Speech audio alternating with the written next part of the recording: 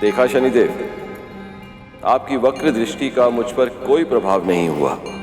प्रभु, आपके वरदान के कारण मेरी वक्र दृष्टि के प्रकोप से ना तो कोई देव सुरक्षित रह सकते हैं, न ही मानव, दानव और ना ही स्वयं आप प्रभु।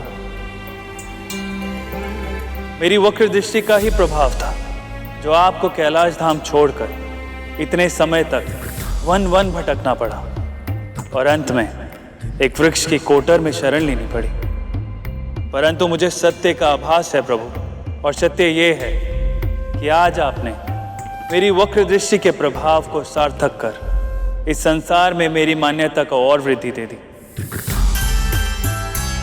इस आशीर्वाद के लिए मैं आपका कोटि कोटि धन्यवाद करता हूं प्रभु। आशीर्वाद भी उसे ही प्राप्त होता है जो उसके योग्य होता है, और इस संसार में आपसे योग्य और कौन है। आज से चिरकाल तक आपको आपके न्याय के लिए जाना जाएगा।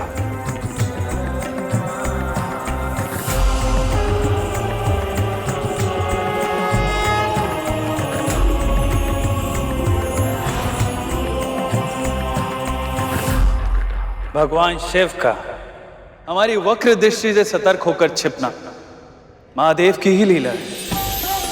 भगवान शिव हमारे गुरुदेव हैं और वो ये भली भांति जानते हैं यदि एक गुरु ही शिष्य का सम्मान नहीं करेगा तो इस संसार में कोई उस शिष्य का सम्मान नहीं करेगा।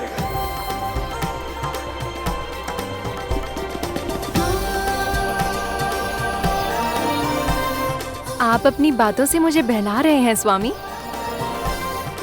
महादेव के छुपने का कारण चाहे जो भी हो, किंतु ये सत्य है कि वो आपसे भयभीत अवश्य हुए थे, है ना? ये तो मैं नहीं जानता प्रिय, परंतु इस कथा के माध्यम से आपने हमें स्मरण करा दिया कि चाहे कितना भी कठिन क्यों ना हो, हमें अपनी दृष्टि सदैव नीचे ही रखनी होगी।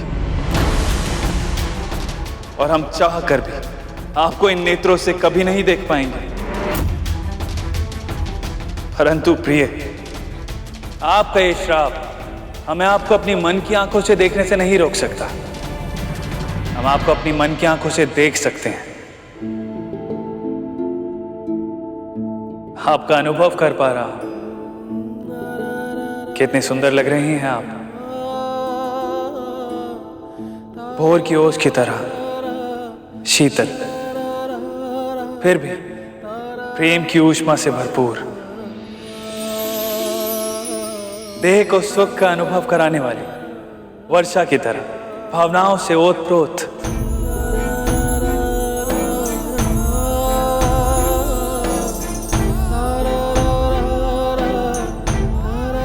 महाराज, हम पर आक्रमण हुआ है।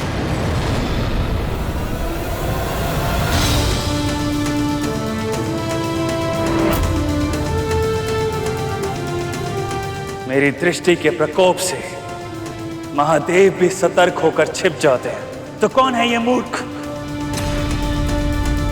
जिसने बिना आमंत्रण के मेरे गृह में प्रवेश करने का दुस्साहस किया?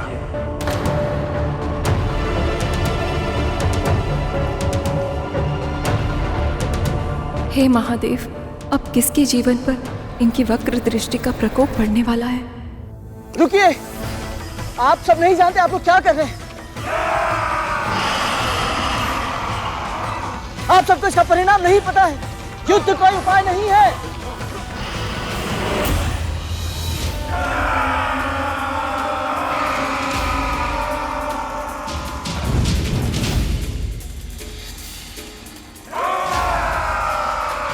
आप दोनों समझ नहीं रहे कि हम ये कितनी बड़ी भूल कर रहे हैं। मैं कह रहा हूं रुक जाइए, अब भी समय है।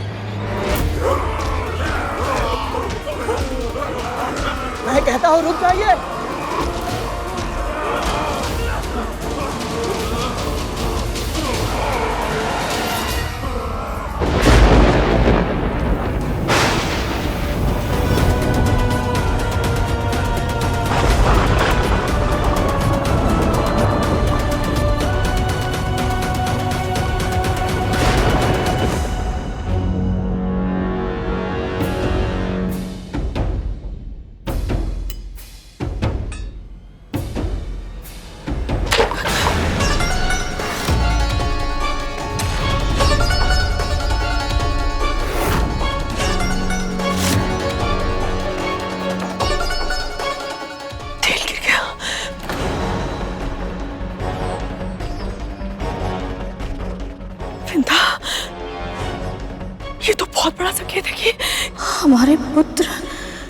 शनिदेव के निकट ही हैं।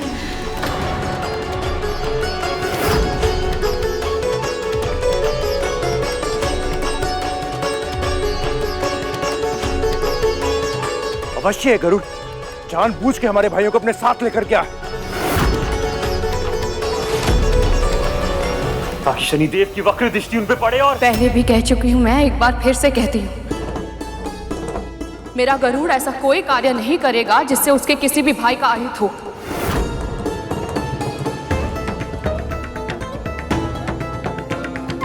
आपके पुत्रों को अपना दायित्व मानकर उनकी रक्षा करेगा। उन पर कोई भी संकट आने से पहले वो स्वयं उस संकट के सामने चट्टान की तरह खड़ा हो जाएगा, पर अपने भाइयों पर आज तक नहीं आने देगा।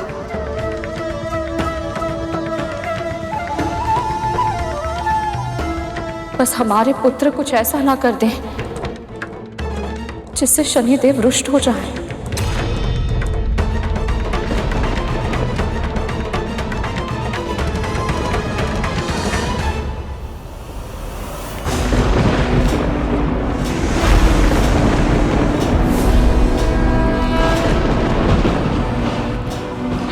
जिसने भी मेरी आज्ञा के बिना यहाँ आने का दुस्साहस किया है उसे इसका दंड भुगतना पड़ेगा।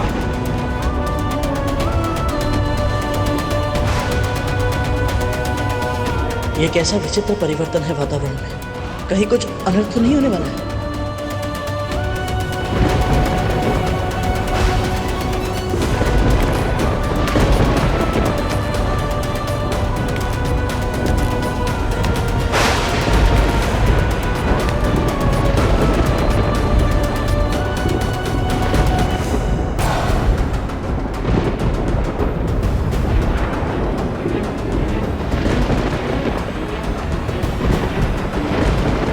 वातावरण बदल रहा है। क्या ये किसी अनिष्ट का सूचक है?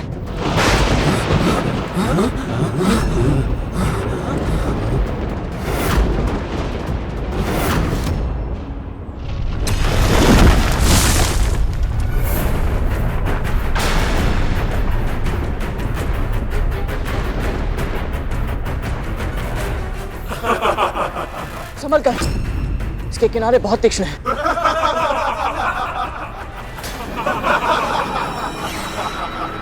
कहा था ना मैंने, जब तक शनि महाराज नहीं चाहेंगे तुम सब यहां से जाने के बारे में सोच भी नहीं सकते।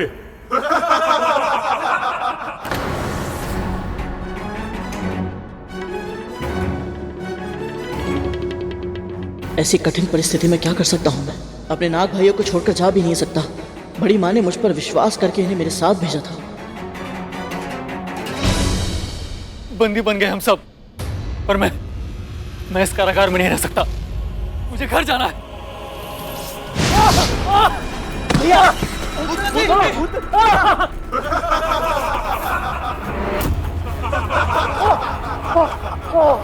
क्या लगा था तुम्हें? ये कोई साधारण हिम है? शनि ग्रह है ये।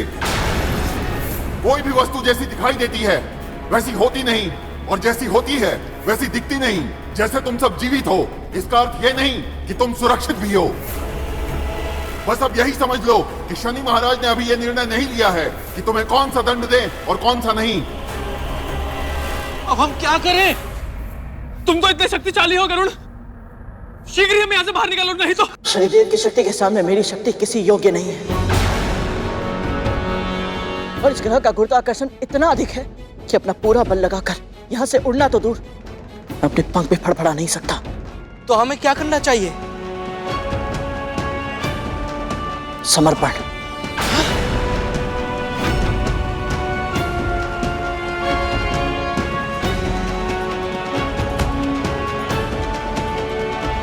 और प्रार्थना भी कि शनिदेव की वक्र दृष्टि हम पर ना पड़े। पर गरुड़, तुमने असुर सेना, महाराज बलि, किसी के सामने घुटने नहीं टेके, तो फिर आज शनि महाराज के आने से पहले ही तुम क्यों?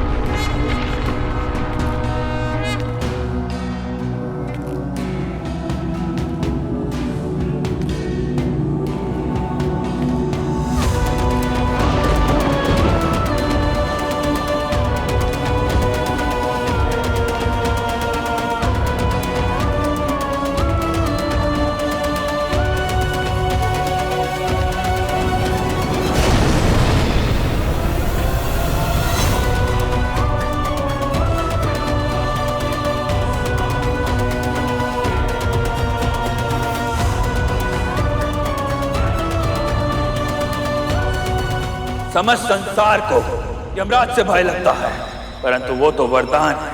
वो आते हैं, प्राण लेते हैं और चले जाते हैं, पर मैं श्राप हूं।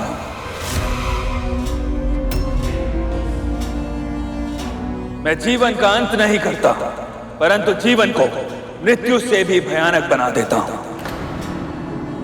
मेरी दृष्टि से कोई नहीं बच सकता, और जिस पर भी मेरी वक्र दृष्टि पड़ जाती है उसका संपूर्ण विनाश होना निश्चित है।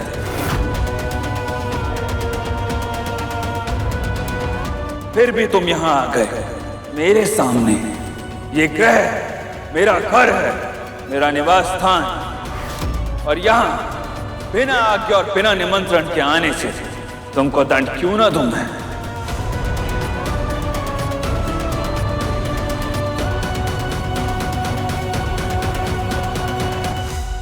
तेरा चौथा संस्कार है दृष्टि नीचे रखना। दृष्टि नीचे रखना? विनम्र रहना, तभी तो तू सुपात्र बन पाएगा। स्मरण रखना गुरु, विनम्रता से झुका हुआ शीश ही पूजनीय होता है। माँ, किंतु झुका हुआ शीश तो दुर्बलता की निशानी होती है। और अहंकार पतन का कारण होता है। अपने चारों ओर देख कर, कुछ वृक्ष अहंकार से तने खड़े हैं, किंतु कुछ वृक्ष स्वाभिमान और विनम्रता का संतुलन स्थापित कर वायु के साथ झूल रहे हैं। जब आंधी आएगी तो तने हुए शीश वाले वृक्ष धूल में मिल जाएंगे, परंतु अपने लचीलेपन के कारण विनम्र वृक्ष वायु के वेग के साथ झुक जाएंगे और आंधी बीत जाने पर फिर से खड़े हो जाएंगे। तुम सबको किसने भेजा है यहाँ और किस कारण से आए हो?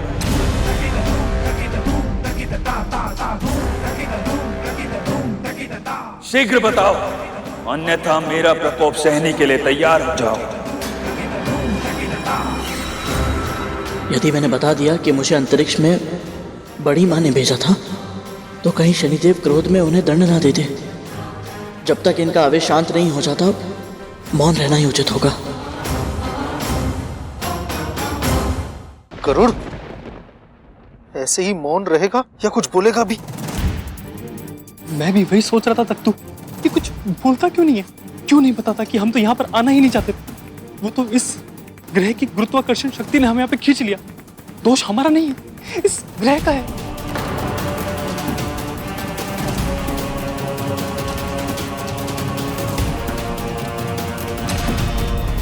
ये सब तो नाग है, उड़ नहीं सकते, तो तुम ही हो जो इन सबको यहां लेकर आए हो। और यहां जो कुछ भी हुआ उसका दायित्व तुम्हारा है। यदि इसी क्षण तुमने मुझे सत्य नहीं बताया तो मैं तुम पर अपनी वक्र दृष्टि डालने के लिए विवश हो जाऊंगा।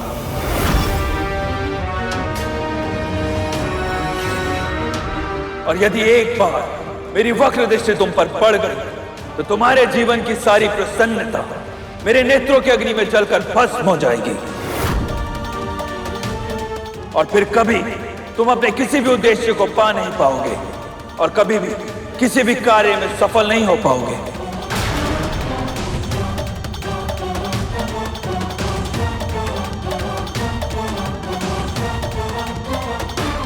मैं ऐसा नहीं होने दे सकता।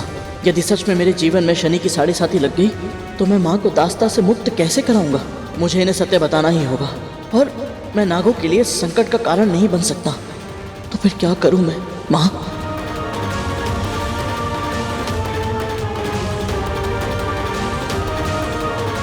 घबराओ मत पुत्र।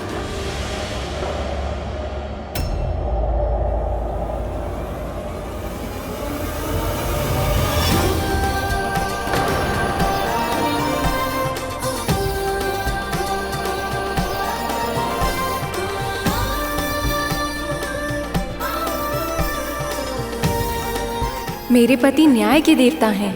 यदि तुमने कुछ भी अनुचित नहीं किया है तो इनसे भयभीत होने की कोई आवश्यकता नहीं है। जो भी मन में है स्पष्ट रूप से कहो।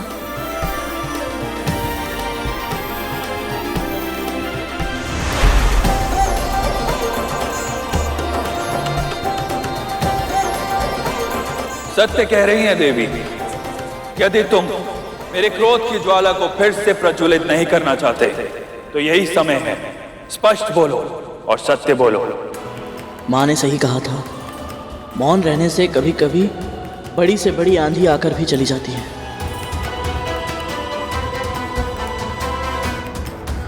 शनिदेव और देवी धामिनी को महर्षि कश्यप और माँ विंता के पुत्र गरुड़ का सादर प्रणाम।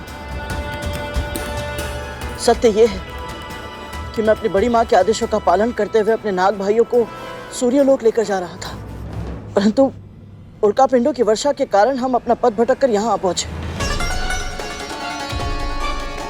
आपके सैनिकों ने हमें शत्रु समझा और हमें बंदी बनाने का प्रयास किया, और मेरे नाग भाइयों ने भी अपने स्वभाव अनुसार इनका विरोध किया, और यह युद्ध कब आरंभ हो गया पता ही नहीं चला। परंतु शनिदेव, मेरे और मेरे भाइयों के मन में इस ग्रह के निवासियों के लिए कोई दुर्भावना नहीं है,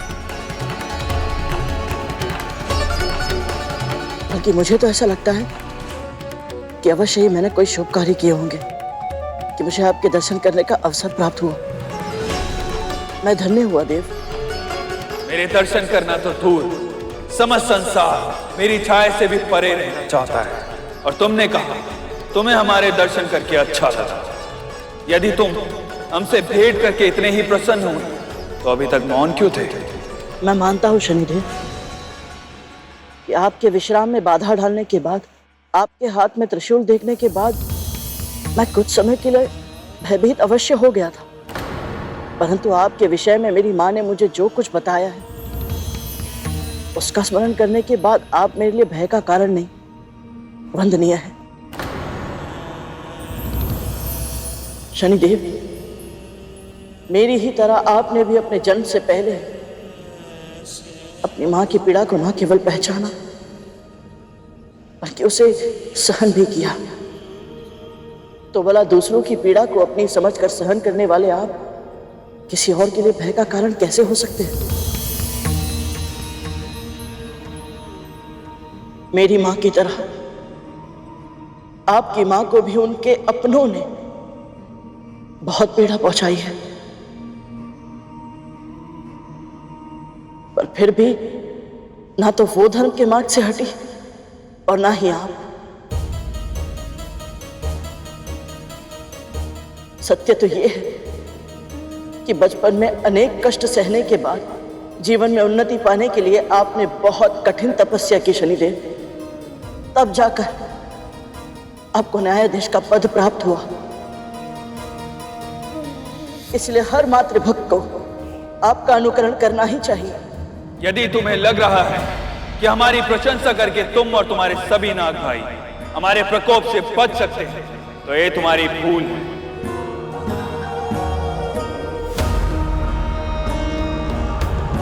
तुम जानते ही क्या हो हमारे बारे में? मेरी माँ ने आपके विषय में मुझे बहुत कुछ बताया है शनिदेव। क्या सच में तुम्हारी माँ ने मेरे पति के जीवन की कथा सुनाई है तुम्हें? हाँ देवी। तो फिर मैं वो पूरी कथा जानना चाहूंगी, क्या तुम मुझे बताओगे? शनिदेव के सामने इनकी स्तुति करना, इससे बड़ा सौभाग्य मिले और क्या हो सकता है? अवश्य। यदि तुम्हें लग रहा है कि मेरी पत्नी ने तुम्हें यहां से सुरक्षित निकलने का मार्ग सुझा दिया तो ध्यान रहे, मैं न्यायाधीश हूं और मेरी यह प्रशंसा मुझे न्याय करने से नहीं रोक सकती। देवी धामिनी की इच्छा है, इसलिए मैं तुम्हें अपनी कथा सुनाने का अवसर देता हूं। परंतु स्मरण रहे, अगर इस कथा का एक शब्द भी असत्य हुआ तो तुम और तुम्हारे सभी भाइयों को मेरा प्रकोप सहना होगा।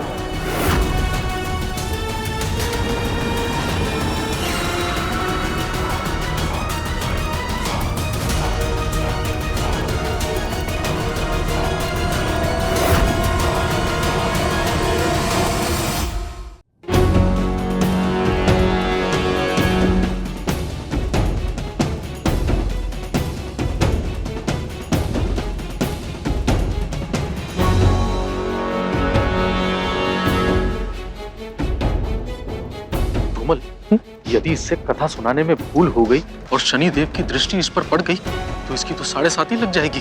अपना उत्साह नियंत्रण में रख तत्तू। यदि उनकी दृष्टि गरुण के स्थान पर हम पर पड़ गई तो? मैं नहीं जानता कि मैं अपने भाइयों को यहाँ से सुरक्षित कैसे ले जा पाऊंगा, पर अभी मुझे उस बारे में सोचना भी नहीं चाहिए, क्योंकि माँ कहती है कोई भी कार्य एकाग्रता के साथ करना चाहिए। इधर उधर की बातों में मन को भटकने नहीं देना चाहिए। हे प्रभु, मेरा साथ दीजिएगा।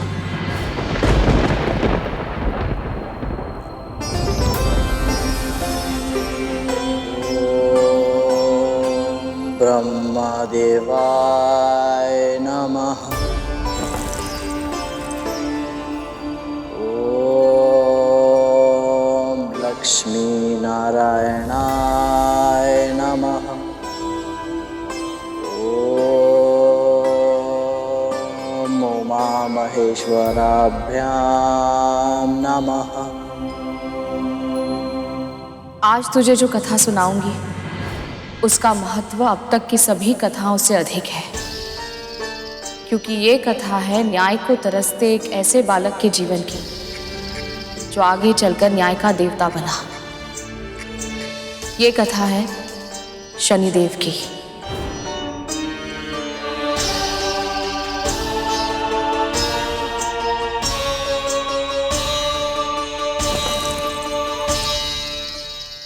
ये कथा उन शनिदेव की है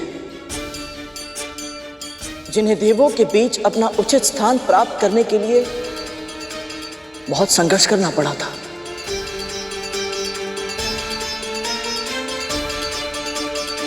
सूर्य ने त्यागा जिस पत्नी को, पुत्र रूप में उसके गर्भ में आए। शनि देव के ताप तेज को उनके पिता भी जान न पाए। ये क्या कह रहा है गरुड़? ऐसे कटु वचन निकालेगा तो शनिदेव की वक्र दृष्टि आज निश्चित हमारा भाग्य बन जाएगी। सूर्य देव का विवाह हुआ था विश्वकर्मा की पुत्री संज्ञा से। 3 संतानों का जन्म हुआ था इसी दैवीय योग से। पहले पुत्र वैवस्वत मनु, दूसरे यम और तीसरी यमुना कहलाई।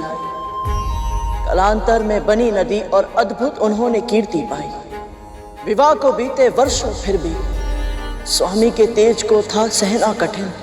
झुलसता था अब भी संज्ञा का तन। उदासीन हो रहा था सूर्य कमल। उदास और खिन्न एक दिन भ्रमण कर रही थी संज्ञा, जब दिखी उन्हें अपनी छाया और विचार एक मन में आया।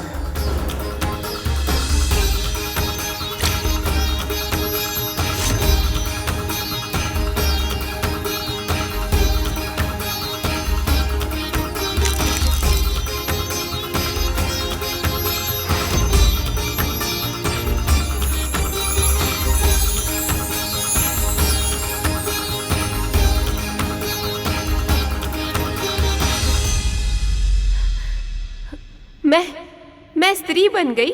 आपने मेरी रचना की है। आज आपने एक छाया को काया दी है। ये मेरा बहुत बड़ा सौभाग्य है। मैं कृतज्ञ हो गई देवी संज्ञा। ये कृतज्ञता तुम्हें अपने कर्मों में दिखानी होगी। जिस जीवन को तुम अपना सौभाग्य मान रही हो वो मेरा उपकार है और तुम्हें उसका ऋण चुकाना होगा। तुम मेरी छाया हो, मेरे हर आदेश का पालन करना होगा तुम्हें। मुझे स्वीकार है देवी, मेरे लिए अपने स्वामी सूर्यदेव का तेज सहन करना बहुत कठिन है। इसलिए तुम्हें मेरे स्थान पर उनकी पत्नी संज्ञा के रूप में उनकी सेवा करनी होगी। स्मरण रहे, उन्हें हमारा ये भेद पता नहीं चलना चाहिए। मैं तप के लिए जा रही हूँ। जब तक लौट कर नहीं आती, मेरे स्वामी और मेरे संतानों की सेवा करना ही तुम्हारा धर्म है।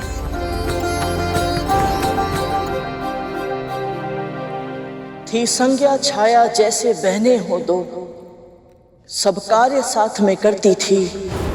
हर क्षण साथ में रहती, जीवन जीती और साथ में हंसती थी। छाया थी निर्दोष और सौम्य। उन्हें संज्ञा की योजना का आभास न था। स्नेह संबंध नहीं, बस स्वार्थ का नाता है, ऐसा उनको विश्वास न था। पति सेवा की, संतानों का ध्यान रखा, मौन रही और सब कुछ सहा। साथ है जो वो पत्नी नहीं और कोई है।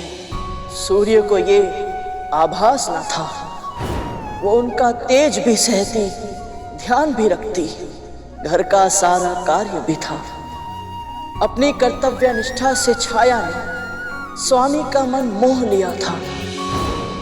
दोनों को साथ ला रहा था, ये नियति का अवश्य कोई संकेत था। अग्नि और वायु साथ साथ थे, संबंध तो फिर होना ही था। पंख लगा के उड़ जाता सुख में समय, सृष्टि का यही नियम है। दुर्दिन छाया के आरंभ हुए तब, जब पता चला वो गर्भवती है।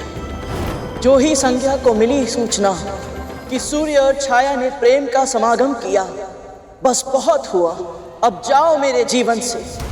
उन्होंने ईर्ष्या में छाया को आदेश दिया,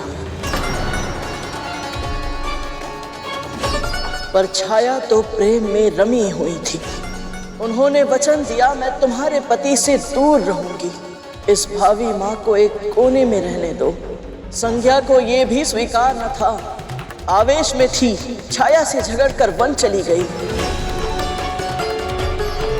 छाया ने संज्ञा को ढूंढने के लिए वन को प्रस्थान किया, पर उनकी कहा सुनी में हो गया था सूर्य को संदेह। उन्होंने छाया का पीछा किया।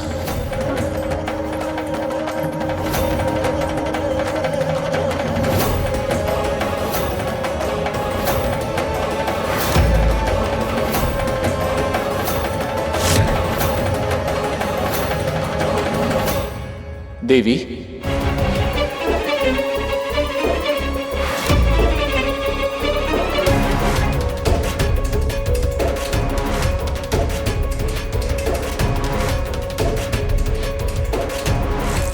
संज्ञा, प्रणाम स्वामी। तुम यहाँ? तो फिर ये कौन है?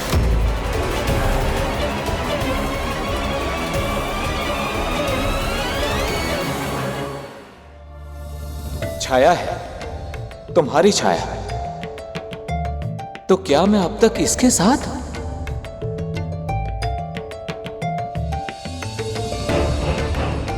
परंतु तुम इस निर्जन स्थान पर क्या कर रही हो प्रिय? आओ मेरे साथ सूर्यलोक लौट चलो। मैं केवल तुमसे प्रेम करता हूं प्रिय, तुम्हारी छाया का मेरे लिए कोई महत्व नहीं है।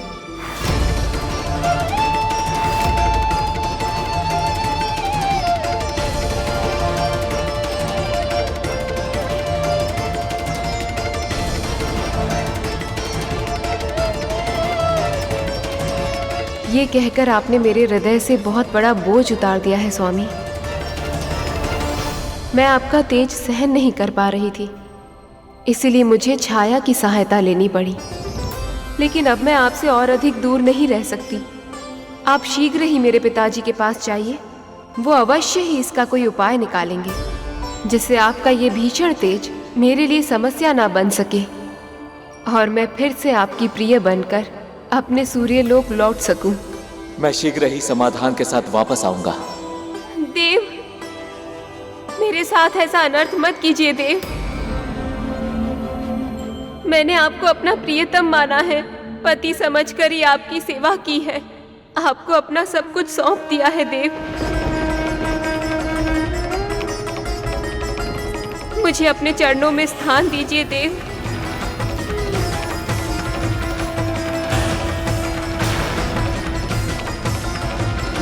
आपकी विरह के क्षण अब और शेष नहीं है देवी संज्ञा। ये विरह के क्षण शीघ्र ही समाप्त होंगे, ये मेरा वचन है।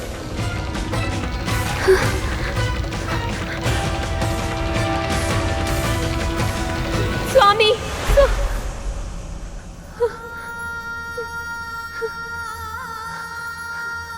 अब आप ही मेरी सहायता कीजिए देवी संज्ञा।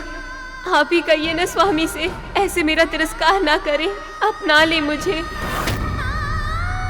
मेरे मन की पीड़ा को आपसे अधिक और कौन समझेगा। आप मेरी बड़ी बहन जैसी हैं। बहन? कौन सी बड़ी बहन? कैसी बड़ी बहन? नाता जोड़कर मुझसे मेरा अधिकार छीनना चाहती हो? तुम केवल एक दासी हो। एक सेविका बनकर मेरी अनुपस्थिति में तुमने उनकी सेवा की है। परंतु अब मैं लौटने वाली हूँ। स्वामी का हृदय केवल मेरा है।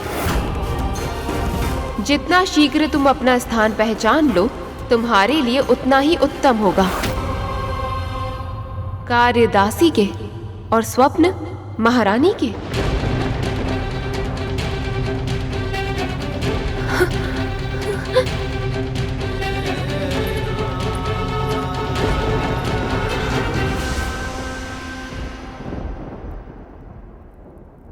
संसार में सबसे गंभीर घाव हमें वही देते हैं जिनके बारे में हम कल्पना भी नहीं करते कि वो हमें कभी कष्ट भी पहुंचा सकते हैं।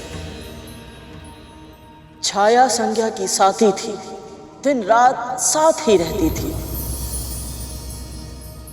पर तू अपनी है, तुझे कभी ना छोड़ूंगी जो कहती थी। उन्हीं संज्ञा ने स्वार्थ को साधा, छाया का उपयोग किया, पर जब छाया को आवश्यकता थी प्रेम की और प्रियजनों की, मृत्यु वचनों की सुख सुविधा की, अपने स्वास्थ्य की देखभाल की, ऐसी गर्भावस्था में संज्ञा ने उन्हें स्वयं से और सूर्य देव से भी दूर किया। वो अनब्याही थी और अवांछित भी, सब उन्हीं को ताने देते थे। दुख उनका पहचाने कौन, बस कटु वचनों की वर्षा करते थे। छाया अपमान का विष पी जाती, सब सहकर भी इस आशा में मौन रह जाती। जब सूर्य पुत्र के बारे में जानेंगे तब सम्मान मिलेगा, तब स्वामी पहचानेंगे। जैसे मैं डिम में रहकर भी अपनी मां की पीड़ा को अनुभव कर पाता था, वैसे आप भी गर्भ में थे देव, और अपनी मां के कष्ट आपसे छिपे हुए नहीं थे। पल पल प्रतीक्षा की धूप में जलती छाया कि सूर्य देव कब लौट कर आए, सब कष्टों की परीक्षा उनकी कब समाप्त हो, कब स्वामी उनको अपनाए। विश्वकर्मा ने सूर्य का एक अंश काट कर अलग किया, तब संज्ञा सहन कर पाई। आपका ताप कुछ कम हुआ, अब हम साथ रहे, कहकर वो घर लौट आई। पहले संज्ञा ने धुतकारा था, अब हृदय के स्वामी ने भी छाया को छोड़ा, त्याग किया। तिरस्कृत अपमानित गर्भवती छाया वन को चली।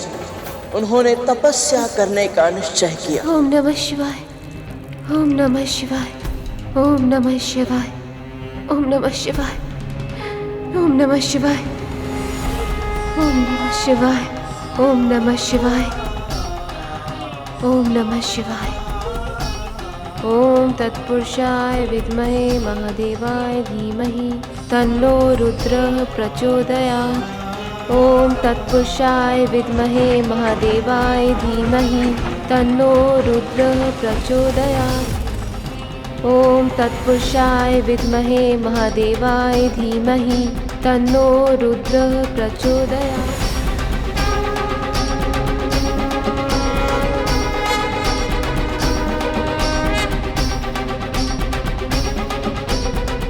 आपका उद्देश्य पूर्ण हुआ देवी।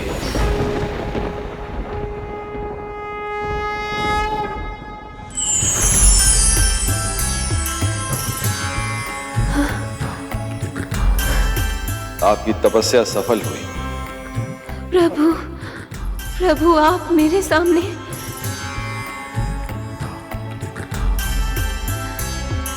गर्भवती स्त्री के लिए संसार में सबसे महत्वपूर्ण होता है उसके गर्भ में पोषण पा रही संतान।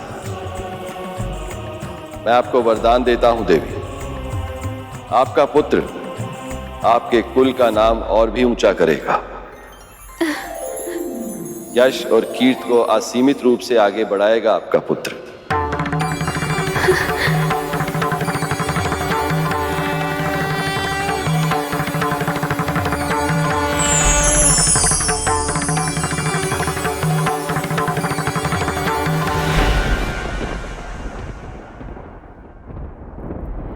स्त्री के जीवन में चाहे कितने भी कष्ट क्यों ना हो, उनके प्रथम संतान के जन्म लेने के बाद वो सारे कष्ट, सारी विपदाएं, पीड़ाएं, ताने, अपमान, सभी दुख समाप्त हो जाते हैं।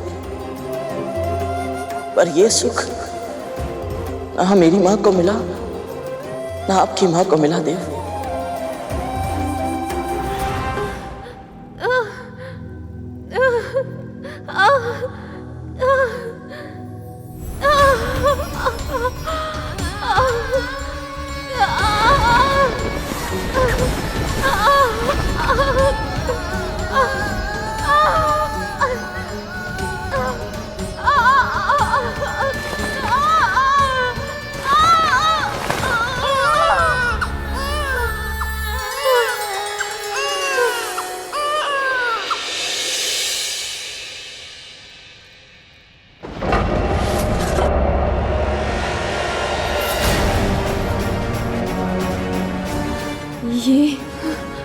ये कैसे हो गया?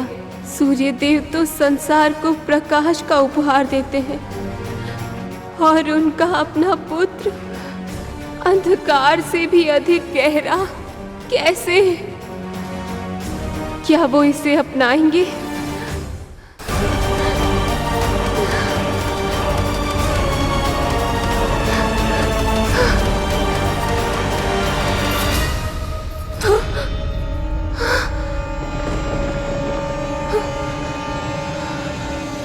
माँ?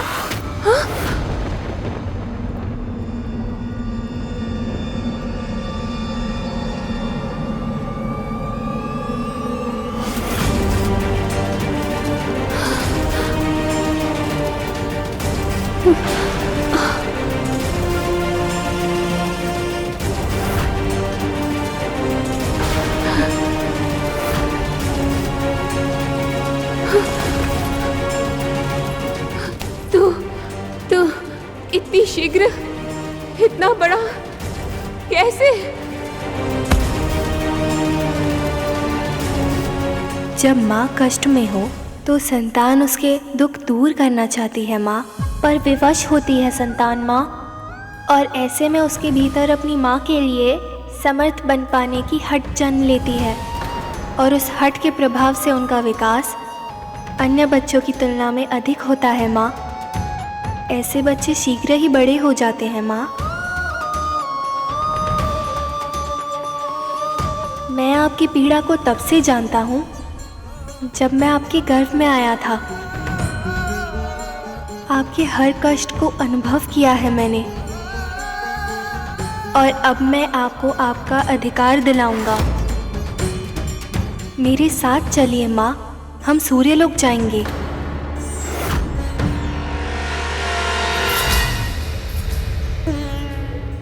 हर पुत्र यही चाहता है कि वो अपनी माँ के आंसुओं को पोंछ पाए, उनकी हर पीड़ा, हर कष्ट को समाप्त कर पाए, उन्हें वो सम्मान दिला पाए जिसके वो योग्य है। माँ के चरणों में पुत्रों का स्वर्ग होता है, और ये बात आपसे अधिक और कौन समझ सकता है देव।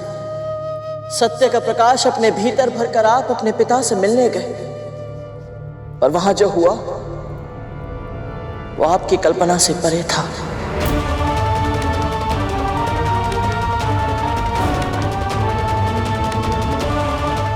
प्रणाम देव। बिना अनुमति मेरे दरबार में घुसने का दुस्साहस, कौन हो तुम दोनों? मैं देवी छाया और आपका पुत्र शनि हूँ, और आज यहाँ अपनी माँ को इनका अधिकार दिलाने आया हूँ। अधिकार की चर्चा ये सबोध मुख से। भूल तुम्हारी नहीं, तुम्हारी माता की। जब तुम्हें अपना उचित स्थान स्मरण नहीं रहा तो अपने बालक को कैसे सिखाओगे? तुम्हारी रचना एक विशेष उद्देश्य के लिए की गई थी।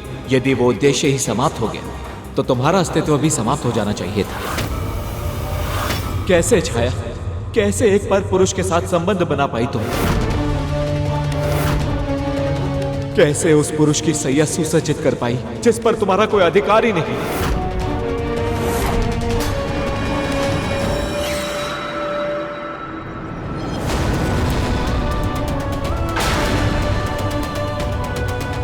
ये क्या कर रहा है गरुड़? शनि देव के समक्ष ही उनके अपमान की कथा सुना रहा है। अब गरुड़ को इनकी वक्र दृष्टि से कोई नहीं बचा सकता।